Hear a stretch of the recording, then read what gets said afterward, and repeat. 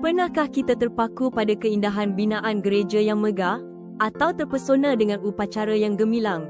Kita sering menyangka Tuhan hanya sudi bersemayam di tempat yang dihiasi kemewahan.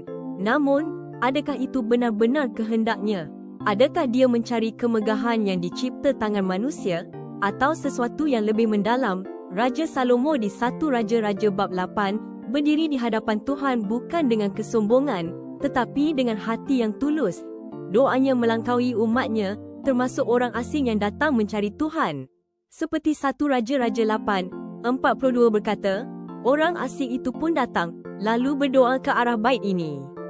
Ini mendedahkan kasih Tuhan yang tanpa batas untuk sesiapa sahaja yang datang dengan hati yang terbuka.